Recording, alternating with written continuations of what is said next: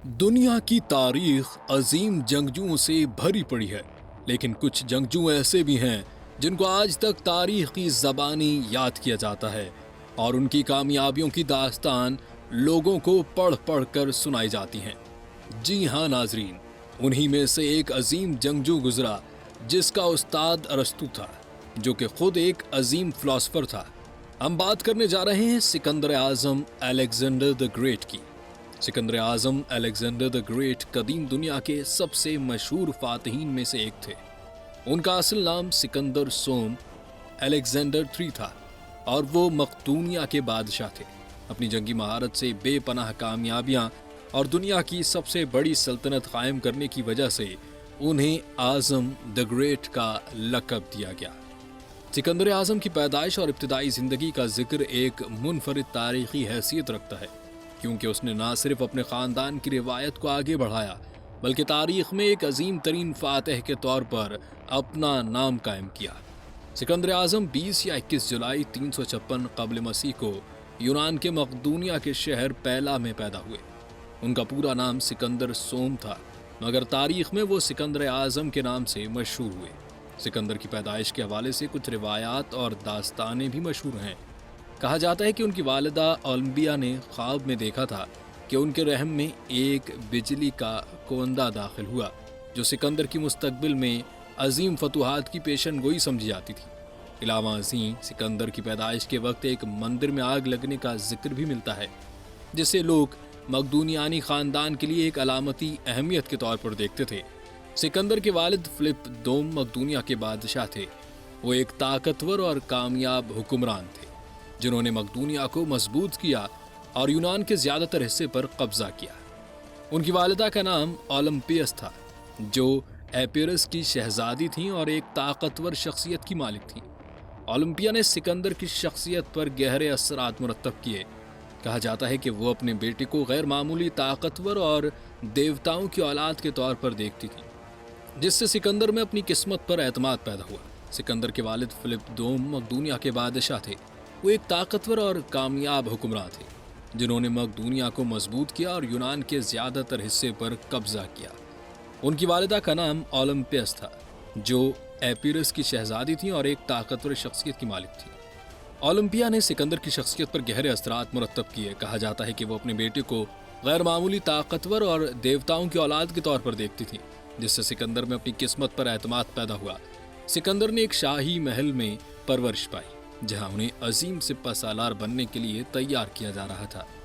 उनके वालिद फिलिप दोम ने इब्तिदाई तौर पर उन्हें हुकूमती मामलात और जंगी हिकमत अमलियों की तालीम देना शुरू की। फिलिप दोम की वजह से सिकंदर को बचपन ही से फौजी महमात में शिरकत करने और अपनी जहानत व महारत को निखारने का मौका मिला। फिलिप दोम ने अरस्तू को सिकंदर की तालीम के लिए मुकर्रर किया। अरस्तू ने सिकंदर को फ़लसफ़ा, साइंस, तिब, सियासत, अदब और अखलाकियात में तालीम दी। अरस्तू की तालीमात ने सिकंदर की शख्सियत पर गहरा असर डाला। अरस्तू ने सिकंदर को न सिर्फ दुनियावी इल्म व हिकमत से आरास्ता किया, बल्कि उन्हें यह सिखाया कि एक हुक्मरान को अखलाकी और इंसाफ पसंद होना चाहिए। सिकंदर अपने बचपन ही में एक गैर मामूली ज़हीन और जुर्रतमंद नौजवान के तौर पर जाने जाते थे। उनकी एक मारूफ कहानी है जब उन्होंने 12 साल की उम्र में एक जंगली घोड़ा वोस्फियालस को काबू किया, जो बाद में उनका वफादार जंगी घोड़ा बना। ये वाक़या उनकी जुर्रत और एतमाद की अलामत था और उसने उनके वालिद फिलिप दोम को यकीन दिलाया कि सिकंदर एक अजीम फातेह बनेगा। नौजवानी में ही सिकंदर ने अपने वालिद की फ़ौजी महमात में शिरकत करना शुरू कर दी। वो अपनी बहादुरी, जंगी महारत और फ़ौज के साथ मजबूत ताल्लुकात की वजह से जल्द ही मशहूर हो गए। क़ब्ल मसीह में जब वो सिर्फ 18 साल के थे, उन्होंने मार्का चिरोनिया में एक फैसला कुन किरदार अदा किया। 336 क़ब्ल मसीह में फिलिप दोम को कत्ल कर दिया गया और सिकंदर ने 20 साल की उम्र में तख्त संभाला। तख्त नशीनी के फ़ौरन बाद उन्होंने अपने दुश्मनों को ख़त्म किया और सल्तनत में अपने इक़्तिदार को मुस्तहकम किया। सिकंदर की तख्त नशीनी के बाद यूनान में बगावतें शुरू हुईं, लेकिन सिकंदर ने अपनी इब्तिदाई फ़ौजी महमात में ही उन्हें शिकस्त देकर अपनी क़यादत को साबित किया। उनकी इब्तिदाई फतूहात ने साबित किया कि सिकंदर न सिर्फ अपने वालिद का वारिस है, बल्कि उसकी शख्सियत और फ़ौजी सलाहियतें उससे कहीं ज़्यादा अजीम हैं।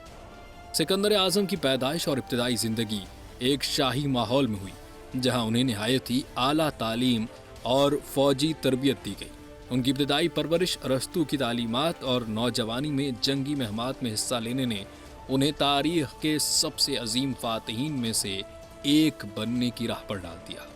سکندر کی فتوحات نے یونان سے لے کر ہندوستان تک ایک عظیم الشان سلطنت کو جنم دیا۔ جانتے ہیں سکندر اعظم کی اہم فتوحات کے بارے میں۔ مارکہ گرینکس اور فارس کی فتوحات سکندر اعظم کی جنگی مہمات کا آغاز ہے، جنہوں نے تاریخ میں ان کے نام کو امر کر دیا۔ ان جنگوں میں سکندر نے اپنی فوجی صلاحیتوں اور جنگی حکمت عملیوں کا لوہا منوایا اور فارس کی عظیم سلطنت کو شکست دے کر تاریخ کا ایک نیا باب رقم کیا۔ سکندر اعظم کی مہمات کا آغاز ان کے والد فلپ دوم کے ویژن کی تکمیل تھا۔ فلپ نے یونان کو متحد کرنے کے بعد فارس کی وسیع سلطنت کو فتح کرنے کا منصوبہ بنایا، لیکن ان کے قتل کے بعد یہ کام سکندر کے حصے میں آیا۔ فارس اس وقت کی دنیا کی سب سے بڑی سلطنت تھی، جس کا حکمران دارا سوم تھا۔ سکندر کا مقصد صرف جنگیں جیتنا نہیں تھا، بلکہ وہ فارس کو مکمل طور پر زیر کرنا چاہتا تھا تاکہ ایک عظیم یونانی سلطنت قائم کر سکے۔ مارکہ گراکس سکندر اعظم کی فارس کے خلاف پہلی بڑی جنگ تھی، جو 334 قبل مسیح میں دریائے گرینکس کے کنارے لڑی گئی۔ ان کی فوج کی بنیاد فیلنکس پر تھی، جو یونانی جنگی ترتیب کا ایک مؤثر طریقہ تھا۔ اس کے علاوہ ان کے پاس زبردست گھڑ سوار دستے بھی تھے، جن کی سکندر خود قیادت کرتے تھے۔ فارس کی فوج میں 20,000 سے زیادہ فوجی تھے، جن میں بھاری تعداد گھڑ سواروں اور غیر ملکی کرائے کے فوجیوں کی تھی۔ ان کا مقصد سکندر کو دریائے گریکس کے پار روکے رکھنا تھا۔ سکندر نے اپنی فوج کو دریائے گرینکس کے کنارے پہنچایا اور جنگی ترتیب بنائی۔ فارس کی فوج دریا کے دوسرے کنارے پر موجود تھی۔ فارس کی حکمت عملی یہ تھی کہ وہ سکندر کو دریا پار کرنے سے روکے، کیونکہ دریا پار کرنا فوجی لحاظ سے ایک مشکل مرحلہ ہوتا ہے۔ سکندر نے اپنی فوج کی قیادت کرتے ہوئے فوری طور پر دریا پار کرنے کا فیصلہ کیا۔ انہوں نے اپنے گھڑ سواروں اور پیادوں کو منظم انداز میں دریا کی طرف بھیجا تاکہ فارس کی فوج کو منتشر کیا جا سکے۔ جب سکندر کی فوج دریا پار کر رہی تھی تو فارس کی گھڑ سوار فوج نے ان پر حملہ کرنے کی کوشش کی، لیکن سکندر نے اپنی گھڑ سوار فوج کو فوری طور پر آگے بڑھایا اور فارس کے گھڑ سواروں کو روک دیا۔ سکندر خود اپنی گھڑ سوار فوج کی قیادت کرتے ہوئے میدان میں اترے۔ ان کی دلیری اور جنگی مہارت نے ان کی فوج کا حوصلہ بلند کر دیا۔ سکندر نے فارس کے فوجی کمانڈر سپترس کے ساتھ دو بدو لڑائی کی، جس دوران سکندر پر شدید حملہ کیا گیا، لیکن وہ بچ گئے۔ اس موقع پر سکندر کی وفادار فوج نے فارس کی فوج پر بھرپور حملہ کیا، جس کی وجہ سے فارس کے فوجی منتشر ہو گئے اور بھاگنے لگے۔ سکندر کی فوج نے فارس کی فوج کو شکست دی اور فارس کے بہت سے اہم جرنیل مارے گئے۔ مارکہ گراکس کے بعد سکندر نے فارس کے خلاف کئی اور اہم فتوحات حاصل کی۔ یہ سکندر کی فارس کے بادشاہ دارا سوم کے خلاف پہلی بڑی جنگ تھی۔ اس جنگ میں سکندر نے دارا کو شکست دی، جس کی وجہ سے دارا کو میدان جنگ سے فرار ہونا پڑا۔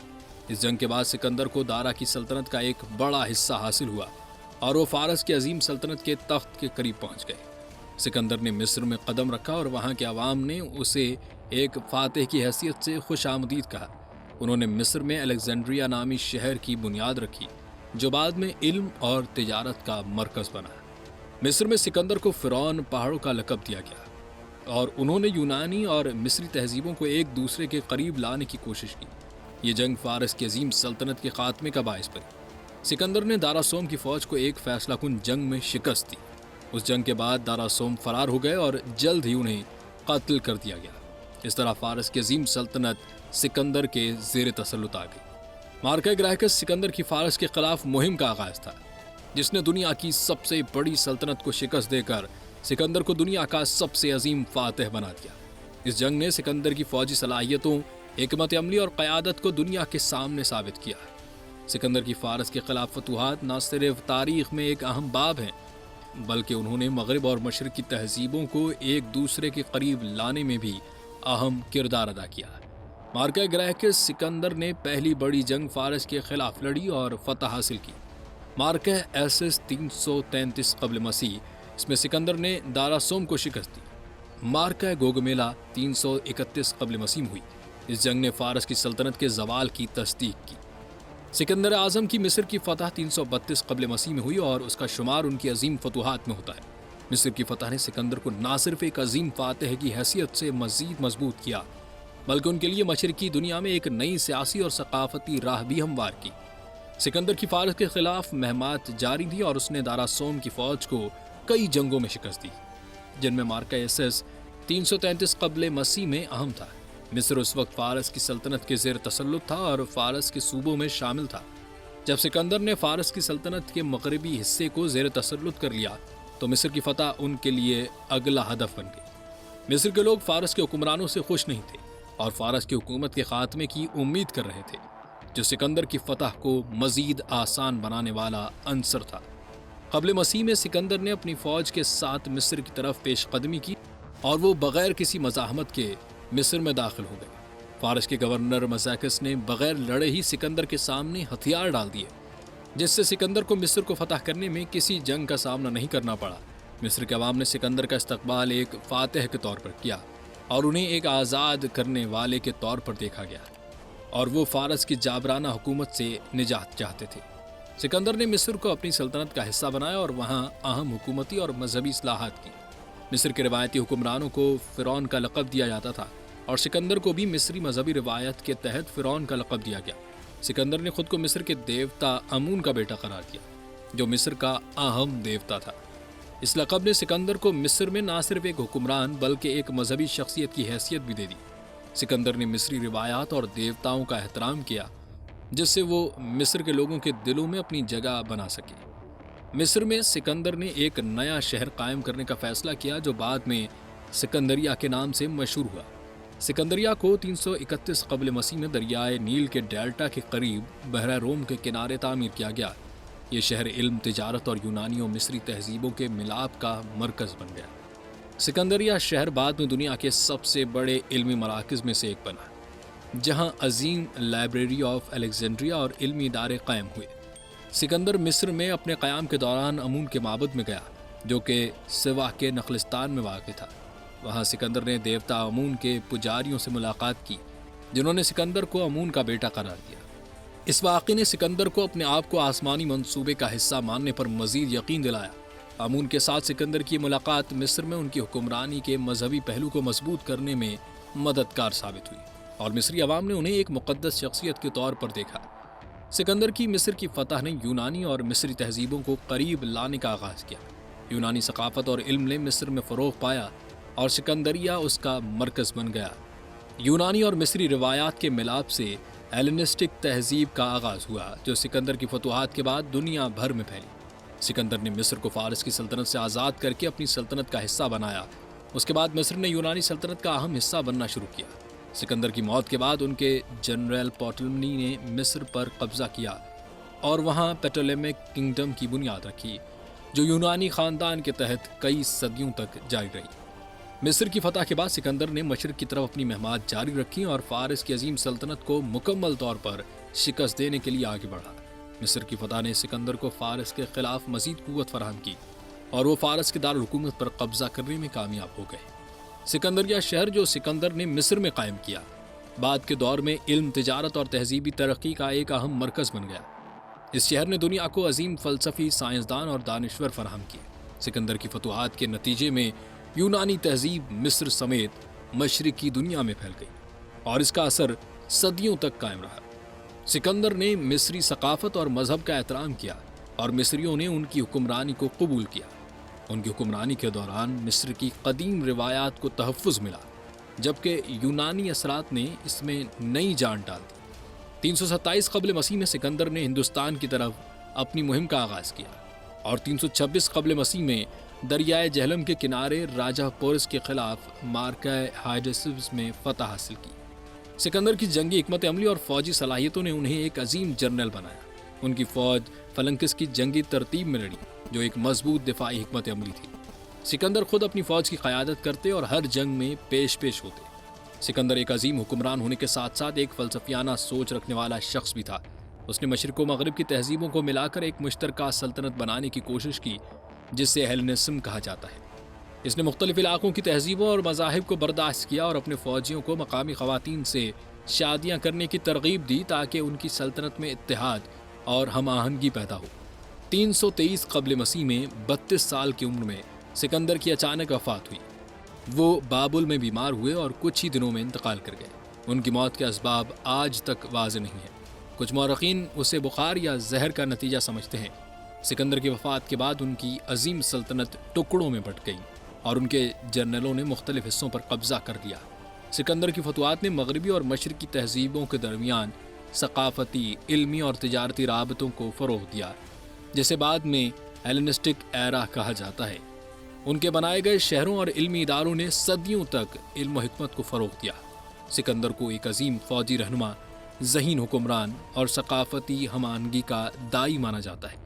ان کی فتوحات اور سلطنت سازی نے دنیا کی تاریخ پر گہرے اثرات مرتب کیے۔ جی ناظرین، ہم آپ کی معلومات میں اضافہ کرنے کے لیے دنیا کے عظیم جنگجوؤں کی تاریخ آپ کو دکھا رہے ہیں۔ اگلے جنگجو کے بارے میں جاننے کے لیے دیکھیے اس سیریز کی اگلی ویڈیو۔ تب تک کے لیے اللہ نگہبان۔